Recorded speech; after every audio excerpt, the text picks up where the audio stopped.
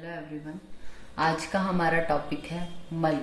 इससे पहले हमने जो दोष और धातु वाली वीडियो बनाई है उसको आप जरूर विजिट करें ताकि आपको जो कंटिन्यू टॉपिक है समझ में आए, दोष, धातु और मल के बारे में।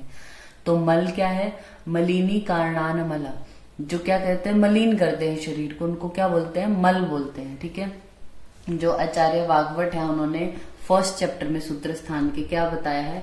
मलः मूत्र शकृत स्वेद आदि और अपीच।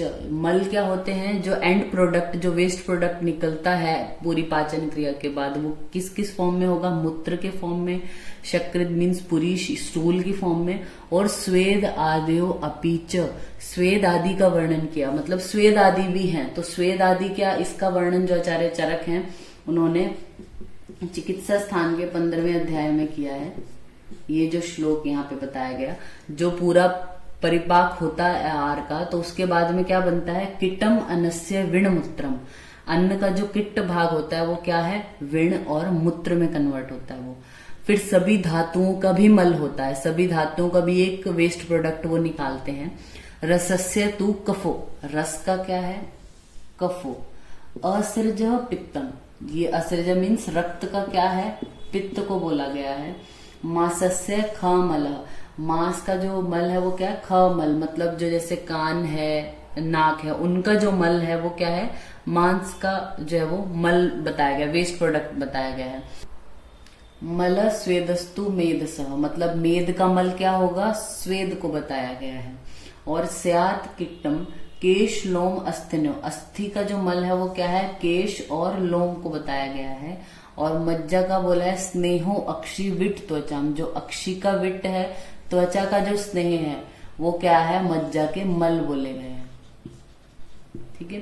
तो ये और इसको ये आदेयो अपी जो वर्ड है, यानी इसको और अच्छे से एक्सप्लेन कर दिया कि रस का मल क्या, रक्त का क्या, मांस का क्या, ये और एक्सप्लेनेशन है इसका। अब हमें क्या इससे समझ आता है कि मल सिर्फ यही है जो ये हमने पढ़ा, या मल और कंसाइज फॉर्म में किसी ने आपसे पूछा तो आप मूत्र, पुरीश और स्वेद को ही बोलते हो, या फिर ये वाला श्लोक बोल देते हो मल है। अब इसकी जगह अगर आप टीका देखेंगे तो इसमें क्या बताया गया है? न केवलम रस आद्या एव दुष्या, मतलब दुष्या जो होती हैं, इससे पहले वाली वीडियो में हमने पढ़ा क्या? सप्त दुष्या बोलते हैं धातुओं को। तो अब इस पैराग्राफ में आचार्य चरक की जो टीका है, चक्रपाणी टीका, वहां पे क्या बोला गया कि केवल जो रस आदि है वही दुष्य नहीं है।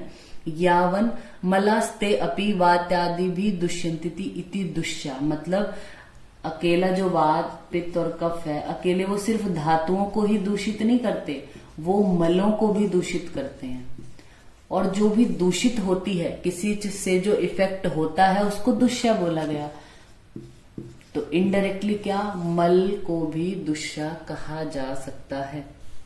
एवच रस आदि नाम दुष्य संज्ञा धातु संज्ञा च, मतलब जो धातुएं हैं, इसीलिए आपको बोला कि तीनों वीडियो एक साथ देखना। धातु को क्या संज्ञा दी गई है? धातु को धातु तो बोलती है क्योंकि वो धारण करते हैं शरीर का, लेकिन दूसरी संज्ञा क्या दी गई है? दुष्य भी कहते हैं क्योंकि ये क्या है? दूषित हो जाती है दोषों की वजह से, और इनको धातु संज्ञा भी दी हुई है। दो संज्ञाएं आपको याद रखनी है धातु की। धातु तो है ही है, प्लस में दुष्य बोला क्योंकि ये दूषित हो जाती है दोषों की वजह से। अब जो हमारे मल है, मतलब विण और मूत्र, उनको क्या बोला? मल संज्ञा तो दी ही है, मतलब ये जो हमारे सभी सबने हम ये पढ़े हैं, ख मल है, स्वेद है, विण मूत्र हो गया, इनको मल संज्ञा तो दी है, लेकिन इनको मल के साथ साथ क्या दुष्य संज्ञा भी हम दे सकते हैं, क्योंकि ये भी दूषित होती है, ये भी अफेक्ट होती है वात आदि से। तो ये जो तीन हमने वीडियो बनाई है, वात दोष, धातु और मल की, इसका पर्पस था, ये तो सबको पता ही रहता है, लेकिन आपको ये चीज भी ध्यान में रखनी है कि जहां पे धातु वर्ड आएगा वहां पे धातु का मतलब सिर्फ धातु से नहीं लिया गया, वहां पे धातु का मतलब दोष से, यानी जो वात आदि है उनसे भी लिया जा सकता है, जो उपधातुएं हैं उनसे भी लिया जा सकता है। जहां पे दुष्य वर्ड आया, दुष्य मतलब हम धातु ही समझते हैं, लेकिन यहाँ पे मल को भी दुष्य की फॉर्म में बताया गया है, क्योंकि जो मल हैं वो भी दूषित हो जाते हैं वात आदि से। जब दुष्य की डेफिनेशन बोली तो यही है, जिसको वात आदि दूषित कर सके, तो वात आदि तो धातुओं को भी दूषित करते हैं और मल को भी, इसीलिए दुष्य मल के लिए भी बोला गया है। और धातु वर्ड जो है वो दोष और धातु दोनों के लिए बोला गया है। और अब आती है मल संज्ञा की अगर हम बात करें। अब आप कहोगे कि मल तो सिर्फ इन्हीं को बोला जाता होगा, नहीं, मल जो हमारे वात पित्त कफ जो ये दोष हैं इनको भी मल संज्ञा दी हुई है अलग अलग स्थान में संहिता में, वो आपको पता होना चाहिए। पहले चरक शारीर स्थान में आप देखेंगे 6th अध्याय में 17 नंबर श्लोक में, वहां उन्होंने बताया तत्र मलभूतास्ते ये शरीरस्य बाध करा स्यु, यानी जो शरीर को अबाध करा, शरीर से अबाध करा उनको बोला गया। अबाध करा इति पीड़ा करा, मतलब जो शरीर को पीड़ित करते, किसी चीज से पीड़ा पहुंचाते किसी भी कारण से, उनको मल बोला गया है। ठीक है, तो वहां उसकी जो वो है उसमें क्या है, मल का मतलब सिर्फ मल से नहीं है, जो बात आदि है वो भी मल का ही काम करेंगे जब वो प्रकुपित अवस्था में होंगे। दूसरा रेफरेंस अष्टांग हृदय में अगर आप देखेंगे निदान स्थान में 2 नंबर जो चैप्टर है उसका 3 नंबर श्लोक, वहां पे क्या बोला, मलास्तत्र स्वे स्वे दुष्टा प्रदूषणे। मतलब अगर आप ये श्लोक सिर्फ ये देखो कि मल का मतलब तो यही होता है कीटमंडस्य विड़मूत्रम या फिर जो मूत्र पुरीश और स्वेद, तो आप उसको पढ़ते हुए क्या सोचोगे कि मल जो है वो अपने अपने कारणों से दूषित हो जाते हैं, मतलब मूत्र पुरीश और ये। लेकिन वहां पे मल की जब टीका बताएगी तो मल के बारे में क्या गया, मला वातादय, मतलब वात आदि को वहां पे मल कहा गया है क्योंकि वो क्या है उस टाइम प्रकुपित अवस्था में है। ठीक है, तो जब दोष उनको हम नॉर्मली बोलते हैं, नॉर्मली जो एक होता है ना कि एक रूढ़िवादी एक चीज है जो पीछे से चली आ रही है तो हम बोलते हैं, तो दोष तो नॉर्मली बोलते ही है उनको।